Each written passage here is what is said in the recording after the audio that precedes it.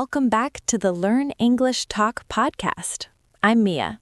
And I'm Jake. We're really happy you're here with us today. Truly, whether you're listening while walking, cooking, resting, or just lying down and letting the English flow around you, thank you for choosing to spend this time with us.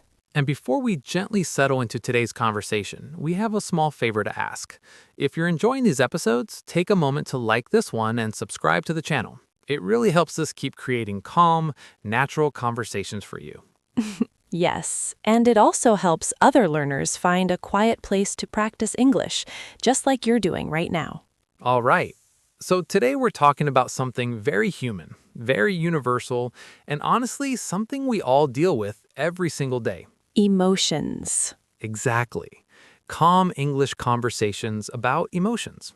Not in a heavy way, not in a dramatic way, just real, everyday feelings that come and go. I like that expression, come and go.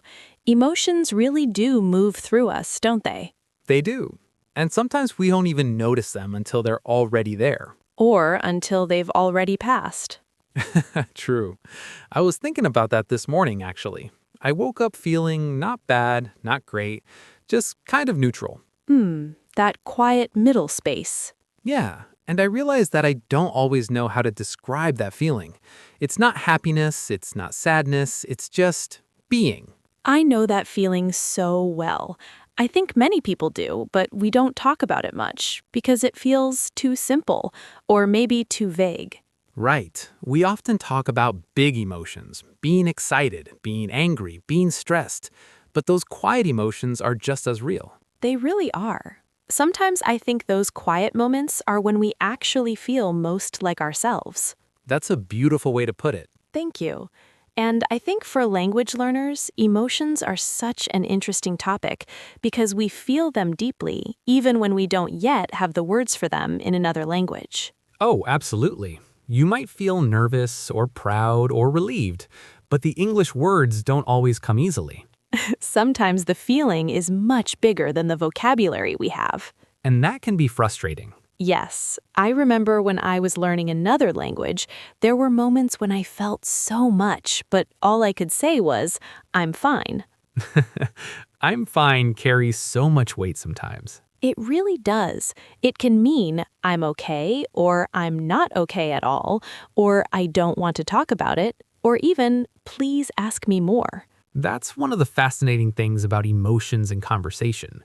The words matter, but the tone matters just as much. Tone, pauses, little sighs. Body language too. Even though people listening can't see it, they can often hear it. Do you think people can hear emotions through a voice, even without words? I do, 100%.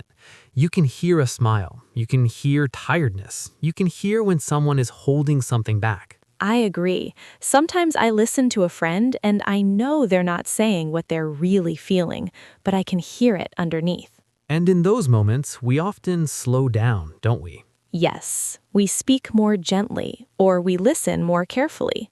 That's something I love about calm conversations. They give emotion space. Space is such an important word here. Emotions need space. When we rush, we sometimes push them away without realizing it. Or we label them too quickly. Exactly. We say, I'm angry, but maybe underneath that anger, there's disappointment or fear or sadness. Or even exhaustion. That one is very common. I think many emotions today are actually just tiredness wearing a costume. That's such a good image. Tiredness wearing a costume. Yeah, like, hello, I'm irritation, but actually, you just need rest. I've definitely been there. I remember one evening after a long day, everything felt annoying. The noise, the lights, even my phone vibrating. Oh, yes. And I thought something was wrong. I thought I was becoming a grumpy person.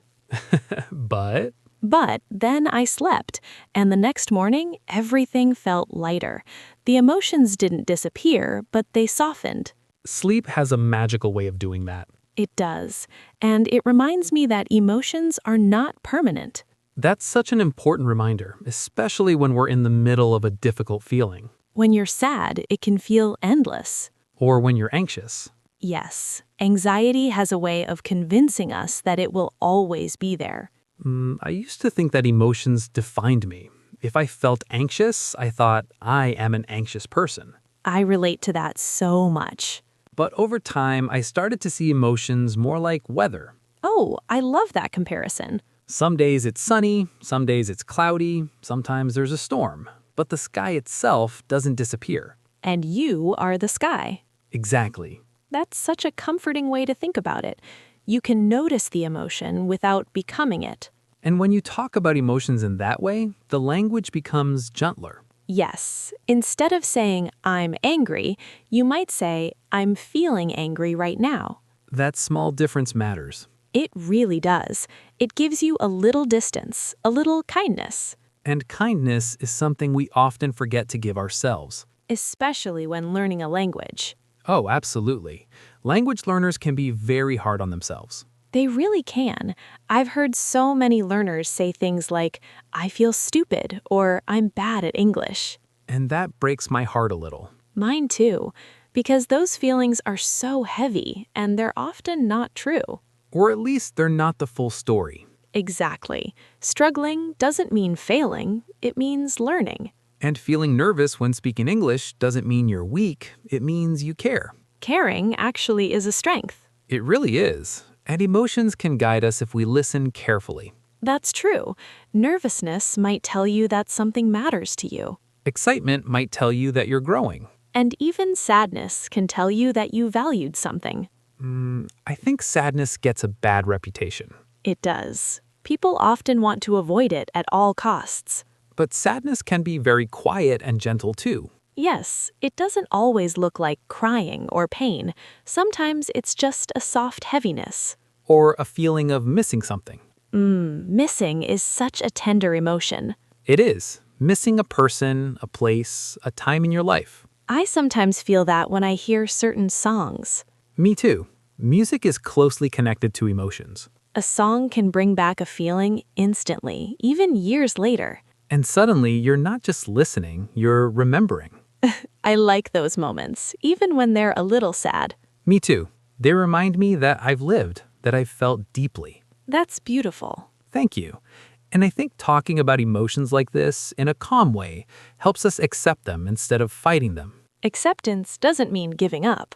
Exactly. It means saying, okay, this is what I'm feeling right now. And then asking gently, what do I need? Sometimes the answer is rest, Sometimes it's connection, or movement. or simply time.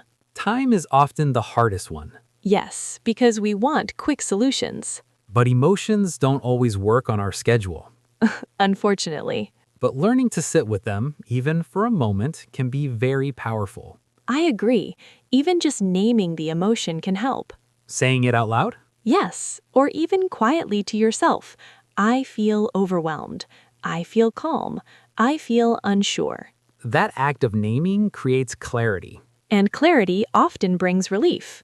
Speaking of calm, do you remember a moment recently when you felt very calm? Yes, actually. Last weekend, I went for a walk early in the morning. Early mornings have a special feeling. They do. The streets were quiet, the air was cool, and there was this soft light everywhere. Sounds peaceful already. I didn't listen to music. I just walked and breathed. And how did you feel? Calm, grounded, like my thoughts slowed down. That's a wonderful feeling. It is. And it reminded me that calm isn't something you have to create forcefully. Sometimes you just allow it. Yes, you remove the noise and let calm show up. I had a similar experience while washing dishes, actually. Washing dishes can be very meditative. It really can. Warm water, simple movements. My mind stopped racing. Those small moments matter so much. They do. And they're available to us more often than we think.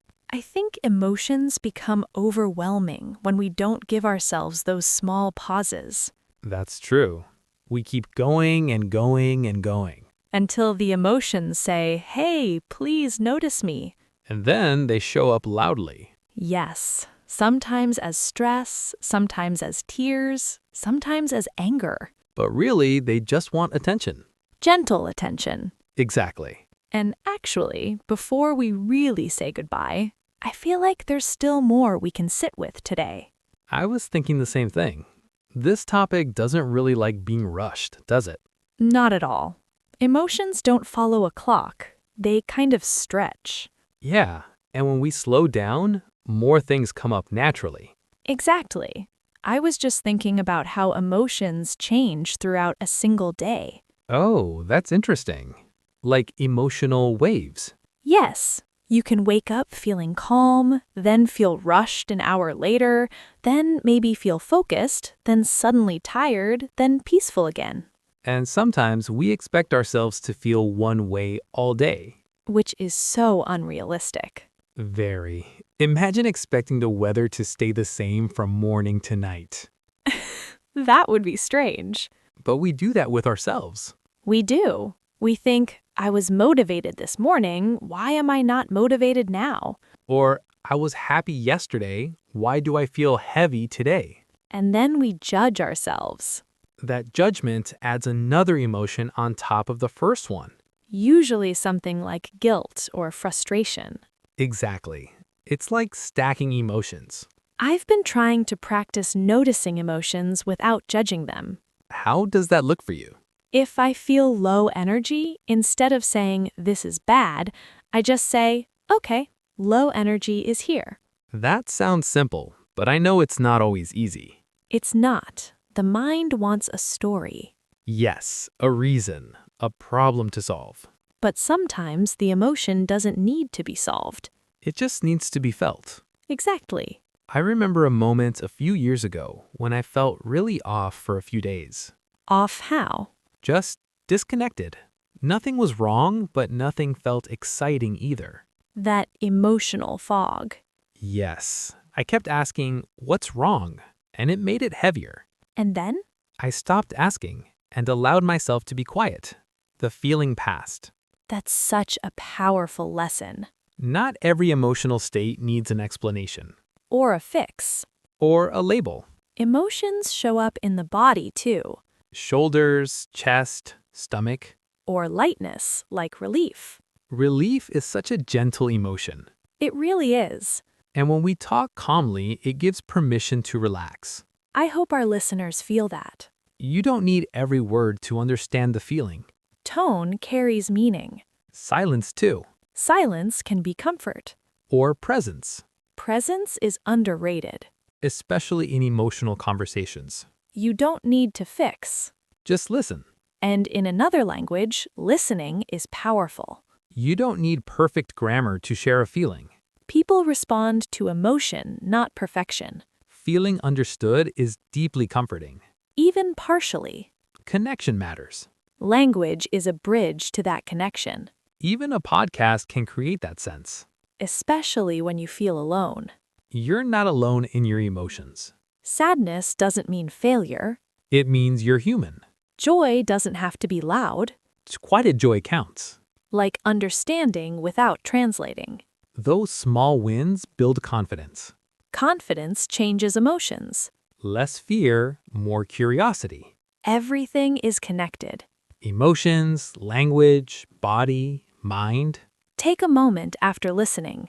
Notice how you feel. Without changing it. That's powerful. If I could send one thing, it would be gentleness. I'd send reassurance. You're doing okay. Progress is happening. Even when it feels quiet. Trust the process. Come back whenever you need calm. Learning English isn't a race. It's a journey with many emotions. And all of them are welcome. Thank you for being here. Take care of yourself. Be kind to your feelings. And we'll see you in the next episode. Bye for now, and breathe easy. Bye, everyone.